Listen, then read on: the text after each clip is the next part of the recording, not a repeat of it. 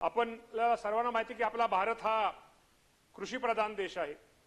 देशाच्या एकूण रोजगारापैकी 46% रोजगार हा कृषी क्षेत्रामध्ये सभापती महोदय निर्माण होतो। राज्यातील ग्रामीण भागातील 81% महिला शेती व शेतीपूरक व्यवसायात गुंतलेल्या कामामध्ये गुंतलेले आहेत। असे असताना शेतीमध्ये रात्रंदिवस ऊन वारा पाऊस कशाचाही पर्वा न बाळगतात शेतीत राबणाऱ्या माझ्या माय माऊलींना जेव्हा सरकारी योजनेचा लाभ घेण्याची वेळ येते तेव्हा कागदावर ती माऊली कोण असते।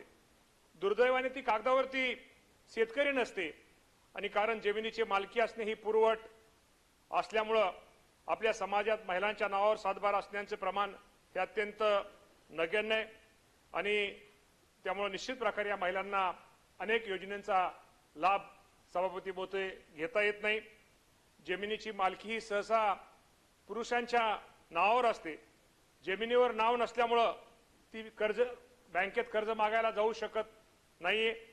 तिला कोणत्याही सरकारी अनुदानाचा लाभ मिळत नव्हता किंवा विम्याचे संरक्षण मिळत नव्हते। केवळ जमीन नावावर नाही म्हणून वर्षानुवर्ष शेतीत राबणाऱ्या माझ्या माय माऊलीला आजपर्यंत आपल्या व्यवस्थेने कधीही शेतकरी सभापती महोदय मानलेला नाही। भारतीय संविधानाच्या अनुच्छेद 39 व 43 मधील राज्य धोरणाच्या मार्गदर्शक तत्वानुसार सर्व नागरिकांसाठी उपजीविकेची पुरेशी साधने निर्माण करून सामाजिक व आर्थिक न्यायाला चालना द्यावी।